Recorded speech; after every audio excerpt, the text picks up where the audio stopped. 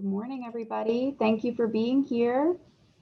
Okay, we won't delay in getting started. My name is Izzy Fuqua. I'm the Adult Programs Coordinator for the Virginia Museum of Fine Arts, and I get to work with wonderful educators and curators to deliver these monthly gallery talks. And this month, I get to actually call it a gallery talk. It's not a PowerPoint, just via Zoom. And I'm so grateful to my colleague, Sarah Rasich, the distance learning content specialist for the museum. When she agreed to give this gallery talk, she said, why don't I use the distance learning technology to take people into the exhibition? So it'll be a little different from what we've been experiencing for over a year now. But Sarah Rasich, who you're seeing on screen, will deliver the usual 3 objects in approximately 30 minutes. She actually has to walk this time. She doesn't just get to sit in her chair and click a button. So we'll be a little patient with her. But she's going to take us through the exhibition. You'll get to see these works of art up close. Keep in mind that that'll be a little bit different in that Sarah will have to operate the technology. So you won't be seeing her on camera quite as much as you might be used to seeing people on Zoom. So Sarah, I think that was all I had to go over. I'll go ahead and turn it over to you. Great. Thank you so much, Izzy. Yeah, it's thrilling to be here with you all in the galleries. The museum is open. So you may even see some visitors with me here in this space this morning.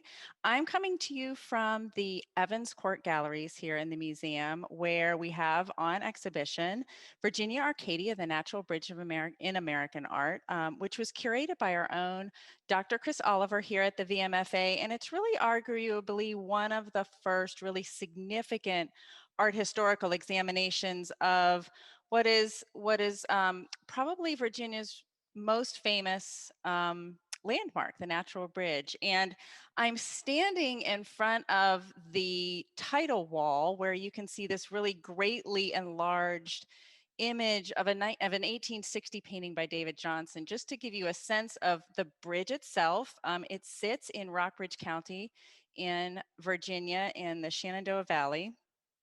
And it's a geological formation that's thousands and thousands and thousands of years old.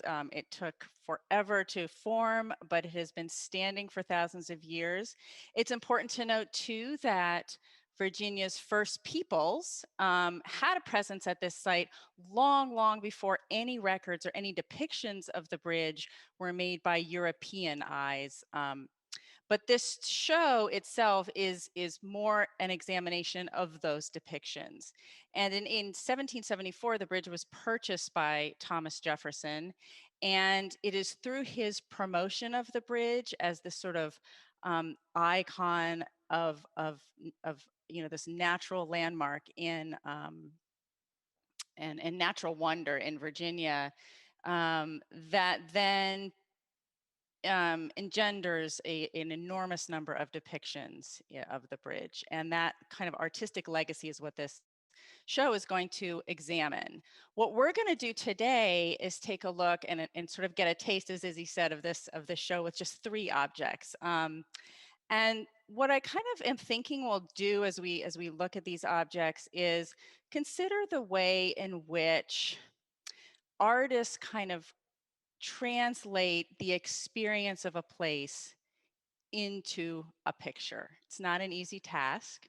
If you think about all the ways in which depicting the natural world in all its enormity and all its complexity and distilling it down with simple marks and bounding it with a frame, what that does, and thinking about all the artistic decisions that have to be made to convey and evoke a particular experience of a particular place. So it's with that lens that I think we'll kind of approach these objects. As Izzy said, I'm going to be behind the camera most of the time. We'll be able to take a really close look at these objects with this technology and really examine them. So as we're kind of going through the galleries, I do encourage your questions, but I also really want to encourage your observations in the chat and in the Q&A. Because it's important to note that we're looking at these objects with 21st century eyes and considering what the objects can tell those 21st century eyes about the moment they were made, about the attitudes towards the landscape that they depict. So without further ado, I'm going to pop back behind the camera and unplug the cart, and we're going to start our traverse through the exhibition. All right. So we're walking into the exhibition through the first gallery, in which Dr. Oliver really addresses Thomas Jefferson's impact and legacy and the way in which he establishes the natural bridge as a natural wonder and an icon of sort of American identity. And we're gonna take a peek at an object just around the corner here. I should mention too that as we're looking, what we're gonna do is actually look at the natural bridge from 3 distinct points of view at 3 distinct moments during its 19th century lifetime. And the first one we're gonna look at is this one. And you might look at it and say, well, where's the natural bridge? Don't see it. And what you're looking at is actually a depiction of the bridge from the top of the bridge. It's a very unique point of view. Hold on, I'm going to turn this off so we don't get the glare. Okay. All right. So what I'm going to do first is just let you have time with this piece. I will tell you that it's not very large. It's quite small. It's not that much larger than a letter-sized piece of paper. It's behind glass because it is an oil painting on paper. And what I'm going to do is just begin to zoom in a little bit so that you can get a better idea of what we're looking at. I'm going to start in this kind of lower right corner, and I will mention too that as we are looking, it sometimes takes the camera just 1 second to focus. So what we have here, starting in this lower right-hand corner, is you can see sort of a, I think the glass is giving me trouble. I'm going to back up just a little bit. You can see sort of a gathering of sort of scrub brush. And then beyond that, sort of foreground, immediate foreground, you come to sort of a middle ground section where you can see this little figure. I'm going to turn, sorry. This little figure who's kind of peering over the edge. He's wearing a field coat and little hat. And beyond him, we can see over that kind of rocky outcropping, that rocky edge, a very full kind of creek or water element. And then beyond that, you can see those Blue Ridge Mountains. Now this little painting, this little tiny painting, was made by artist Joshua Shaw in about 1820. And when we think about kind of, again, the things that he is choosing to highlight and include in this image, first and foremost is probably that figure, right? This little person who gives us an idea of the scale of this place, of the immensity of that landscape. He's chosen to include the foliage. We get a sense of the sort of lushness of this area, but those trees themselves don't have a distinct identity. They're sort of trees, sort of generalized trees and rocks. And then those mountains in the back, those sort of hazy purple mountains under kind of an overcast gray sky with some wispy clouds. So we can sort of start to imagine what time of day this might be, what time of year. One could imagine, given the sort of verdant nature of this landscape, that it's either springtime or summer. And then given that figure's clothing, we can sort of begin to think about a time frame. This was done in 1820.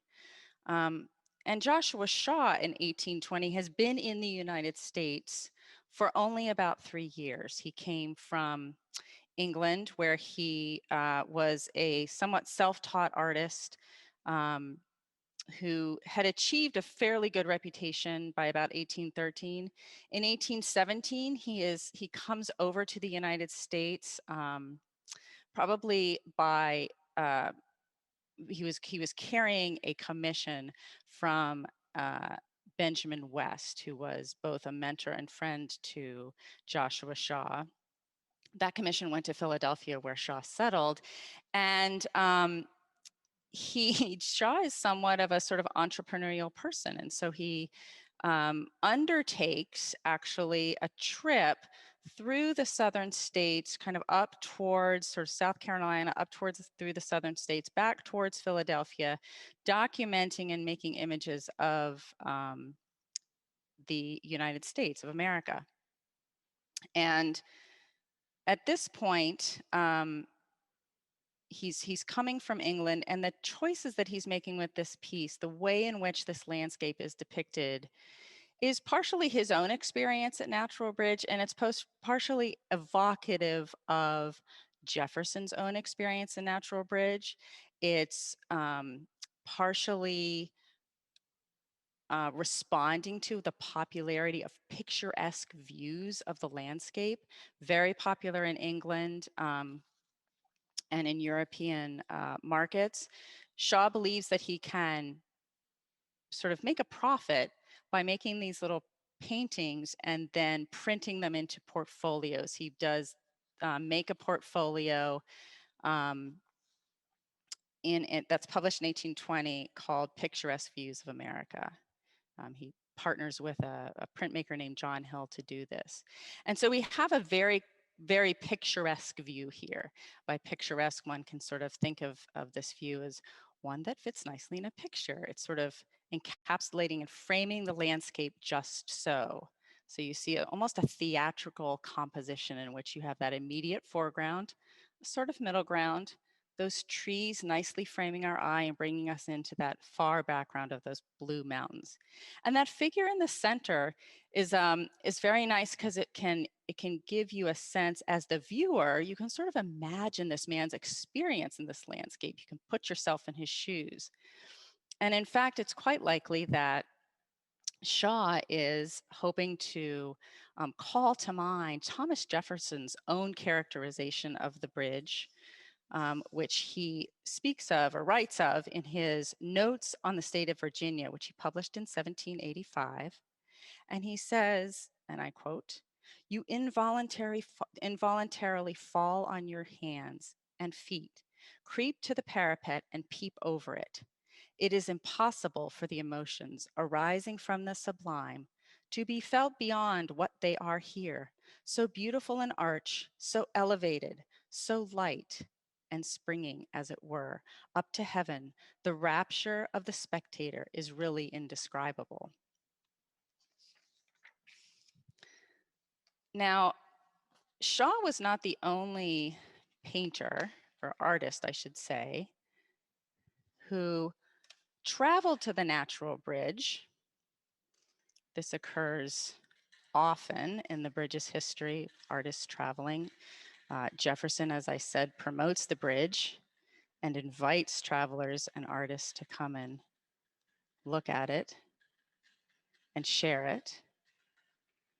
And in these galleries, you'll see the hand of other artists who have traveled to the bridge. We're not going to stop at all of them.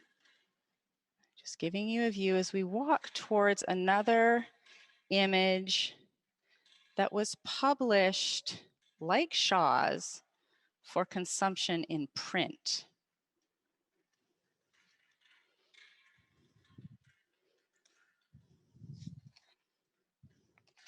And we're going towards 3 prints by a German artist named Edward Beyer.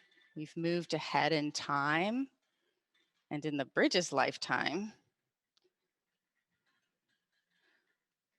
by about 30 years. So this is made in 1858. Sorry, more than 30 years, really. And here are the 3 views. What I'd like to do is spend our time on this center depiction. So now we've moved from the top of the bridge, and we're seeing it looking from the south. So we're looking kind of northwest through the bridge, we can see the mountains behind. And what I'm sure you're immediately noticing is the landscape looks a little different. Looks a little less wild and rugged than we saw with the Shaw. But like the Shaw, we've got some figures involved to kind of help us figure it out what's going on. I'm going to start to zoom into this piece as well.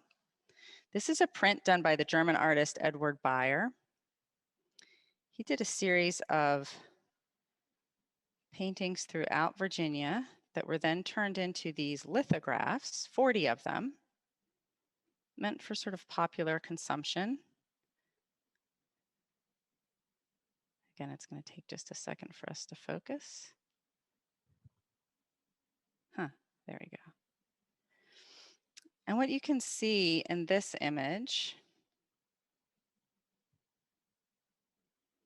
is that the landscape has changed quite a bit. We've got this fencing here. There are roads. We have, hopefully it will focus for us.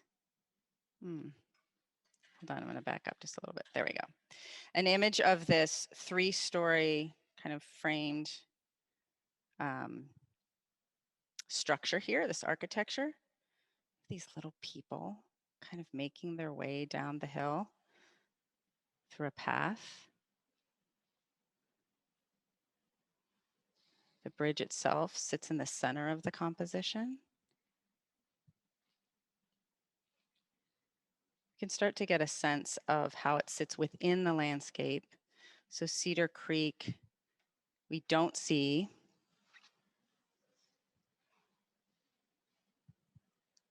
Apologies for the focus issues to Jill Long. And here we can see this little group here. So we've got working their way up the road is a gentleman, we can tell by his top hat, and a companion, a young lady. There's another person kind of pointing not at the bridge, but the surrounding land. Another gentleman figure, another and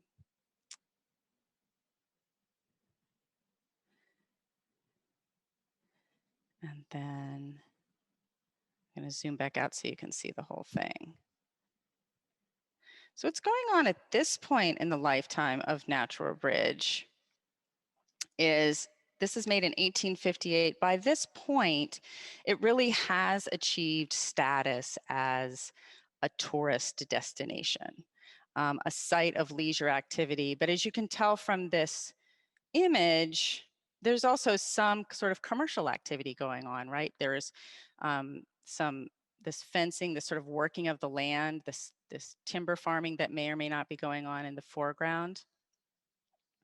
And the image of the structures, the one on the right that I showed you, kind of working its way up the hill there, is of the Forest Inn, which is built in about 1835. And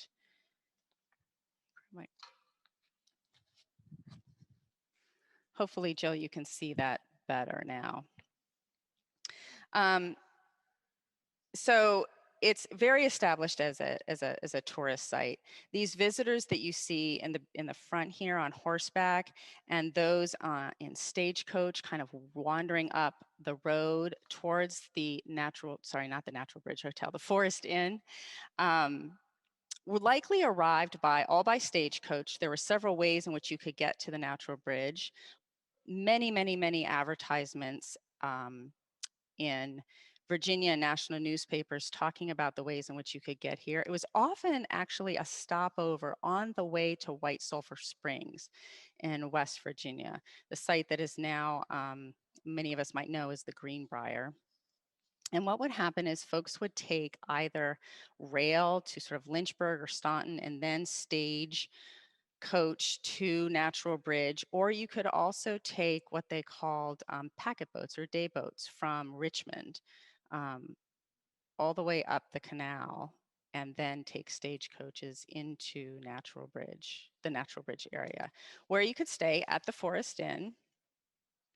And it's interesting at this time, if you read contemporary travel logs of Natural Bridge, you get both a sense that it retains this sort of mythological, this sort of reputation as an iconic site, as a sort of majestic and wonderful site, but also they very much address how comfortable it is to stay there and the leisure that you can take. So I'd like to read from you one, which was written just about the time this painting was made. It appears in the Richmond Enquirer on July 13th, 1858. And it's titled Locomotive Sketches. So this correspondent was sort of making sketches, much like Beyer himself did, of Virginia and its surroundings. So he writes, "Before us stands the bridge par excellence, whose massive abutments no human skill could rear, no engineering power could raise, one of nature's monuments, one of the wonders of the world. Many a pilgrim," and you see this word pilgrim quite often speaking about this bridge, rather than tourists, "many a pilgrim before us has paid tribute to admiration of this magnificent spectacle, this wonderful combination of the sublime and the beautiful. Yet no one has or ever will do it justice." And here this writer in particular argues that it's very difficult to capture the majesty of the majesty and the experience of this bridge in art. Many artists have vainly essayed to represent its majestic appearance on paper and on canvas, but they too have still signally failed. He goes on to describe the way in which the bridge was formed, and talks about its many visitors from Europe who have come from Germany, France, England, and Denmark. But then notes that it's really easy to get there and quite pleasant. He says, "We cannot imagine a more pleasant trip than that from Richmond or Lynchburg on the canal to the Natural Bridge, from thence to Lexington and to the Rockbridge Baths, whose wonderful virtues are becoming famous for the many cures which they have performed. From thence it is but a short distance to the Central Railroad or to the various celebrated springs of Western Virginia." And he goes on to talk about the easy ways in which this can be reached, and that the paths of the iron horse, i.e. the train, are frequently enough now to speed the traveler to almost any part of Virginia, except be the Great West. So with this image, we're not only getting a very different perspective, but we're getting this artist, Edward Beyer, has chosen very specifically to include the leisure activities of the bridge. He's really highlighting that particular experience and moment in the bridge's life with this object. I will tell you too that this is a lithograph, and that these 40 lithographs that were made and printed in this portfolio that Edward Beyer commissioned were originally printed in 3 colors. So that was blue and yellow, and then the black. The blue is less stable, the ink, than the yellow, and so that sort of explains the kind of yellow overtones of this particular print. Its original audience would have experienced this as a much greener image. So those, just to explain kind of what's going on there. We're going to back up now and make our way. Let's see how we're doing on time. Okay. The last little bit to take a look at one final object, again, moving ahead in time. We're going to look at an artist who, or the work of an artist who actually was one of the travelers that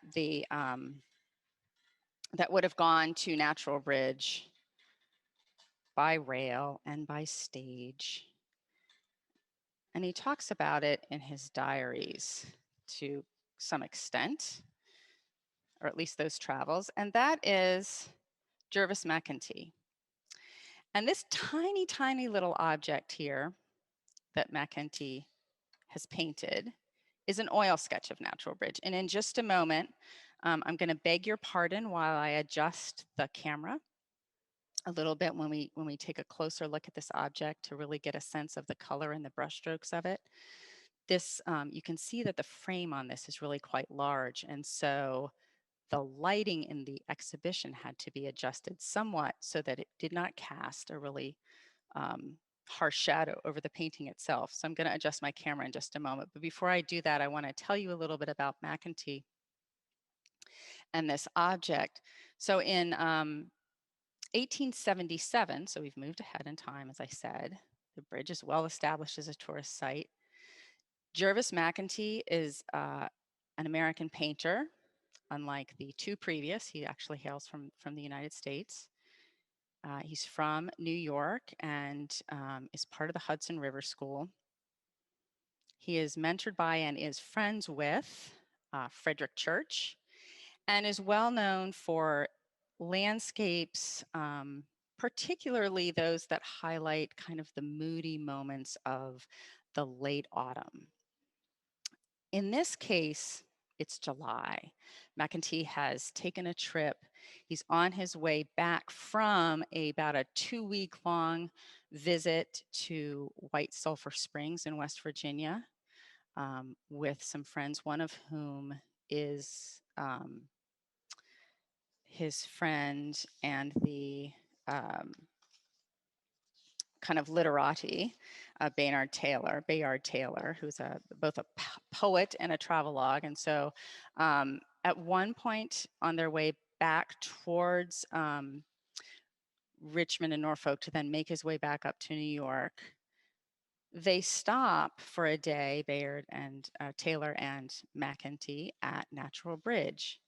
And Mcentee talks about briefly in his diary about being at the bridge, where he says he made a sketch of it. And we can start to imagine, he doesn't say a lot about that experience of making the sketch, but we can start to imagine, given its size, did he carry this sort of little panel down with him, possibly over down that sort of little slope where we saw the folks moving down in the Beyer print down towards the base, where we now get the third of our 3 perspectives of Natural Bridge.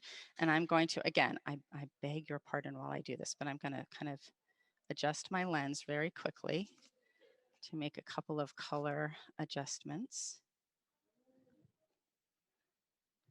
so that we can get a better idea. Oops, apologies. It's going to be a little shockingly bright in just a moment before I adjust.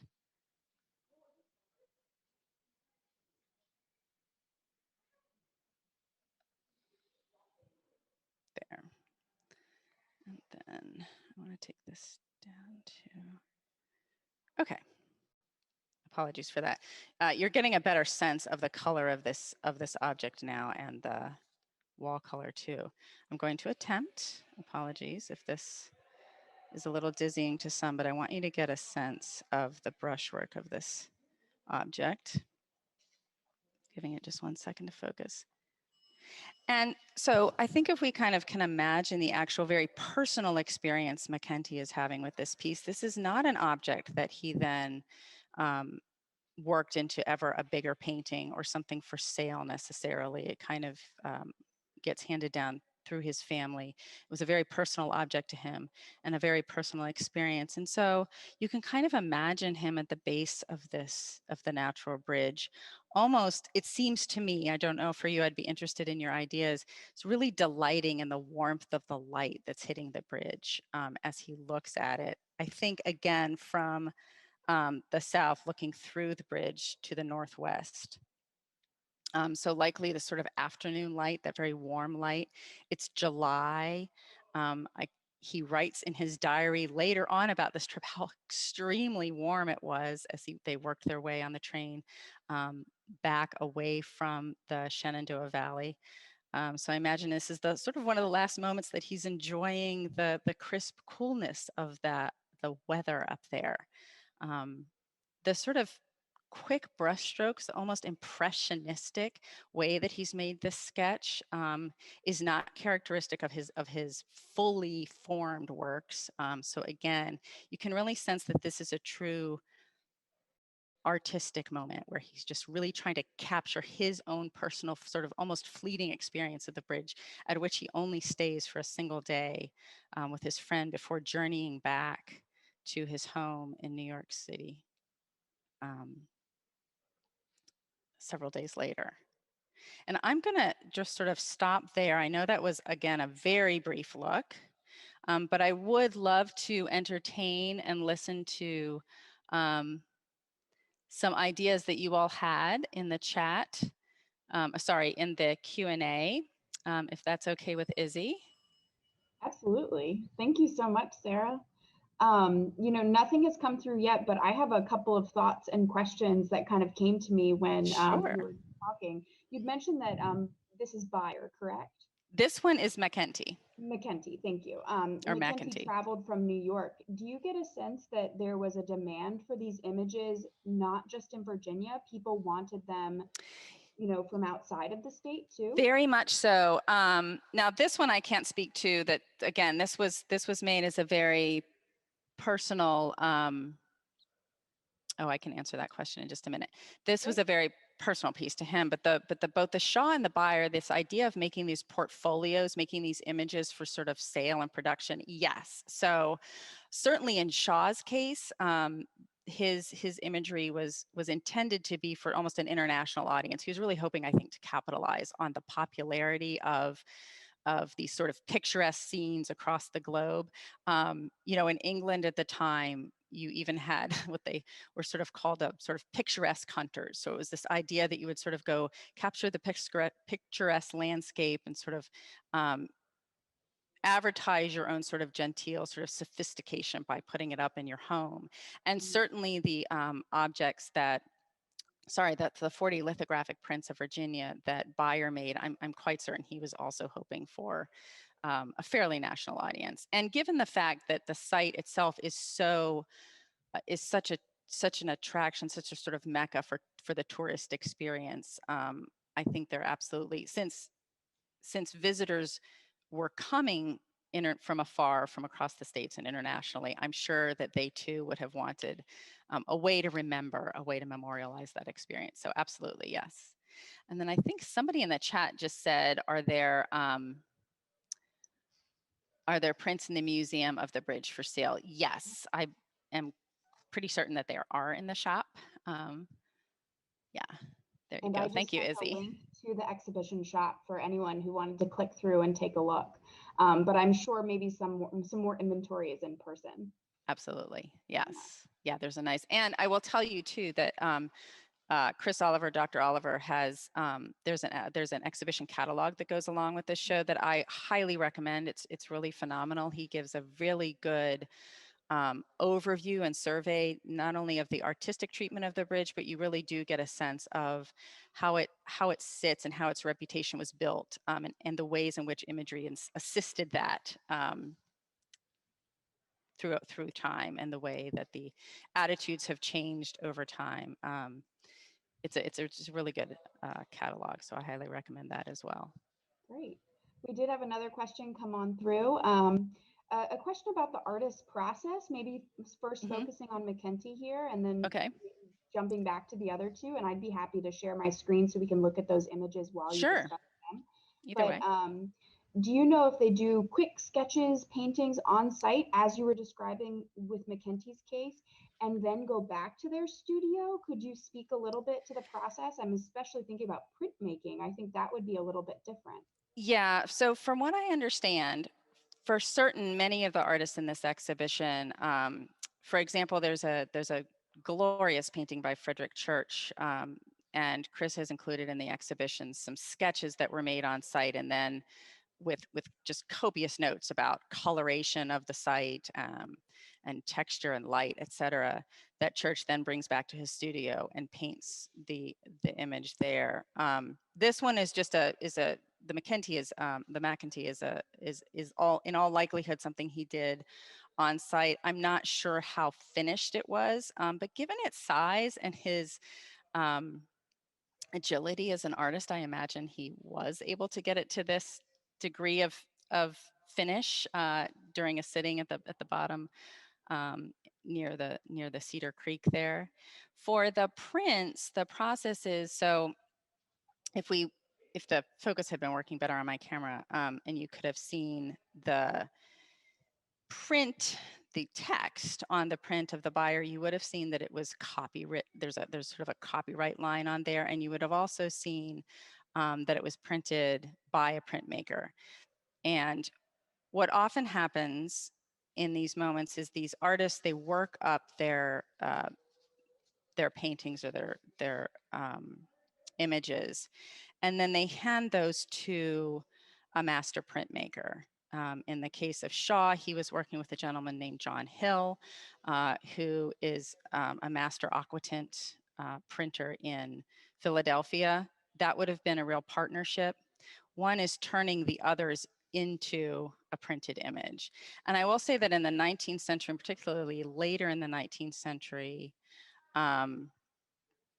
this process of lithography is a very important one. It really becomes a way in which to kind of mass produce and distribute artistic images for kind of consumption by the upper middle class and the middle class. You see it over and over again.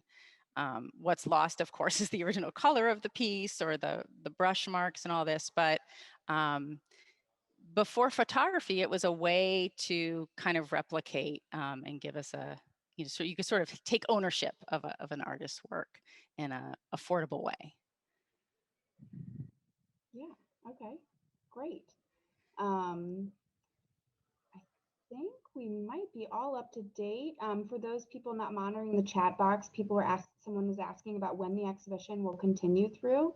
That will be August 1st. So you still have some time this summer to come on down. And just a plug for a future program related to this exhibition, we'll be having a community conversation held virtually on Sunday, July 11th, called The Natural Bridge and the Monacan Nation. So something that Sarah didn't touch on in this talk, but something that is featured in the exhibition is the acknowledgement of the placement of the natural bridge and how it's situated with other peoples who have lived there for many years. So that, like I said, that conversation is on Sunday, July 11th at 2:30. It's held virtually and it's free, just requires your registration. And we put that link into the chat box.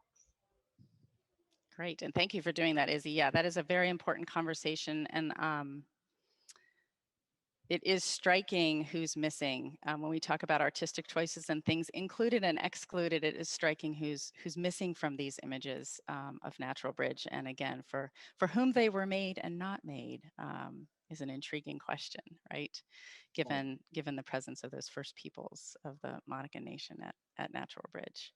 Absolutely, and you worked with our speakers, Victoria and Dean, I believe, on a blog post, kind of priming that discussion. So, and I will mention, if you give me the camera back again, or the screen back, if we're in the galleries for 1 second, I will show you all. One of the things that the exhibition, we were only looking at 3 distinct type moments within the exhibition with these 3 objects. But I will say, Chris continues to address the Natural Bridge and its kind of lifespan in the 19th century and then very early 20th century, and thinking about the ways in which that sort of tourist impulse and the way it works its way into images and the role images play in that kind of gets addressed in this section and towards the end in the photography section. But we do have a final area of the exhibition where you kind of see the bridge and the ways in super popularized kind of kitschy imagery, kind of tourist things tourists might take home from Natural Bridge. But in the final section, we've crowdsourced kind of what 21st century eyes may see and share about the bridge. Again, this whole idea of what it means to make an image of an experience within a landscape.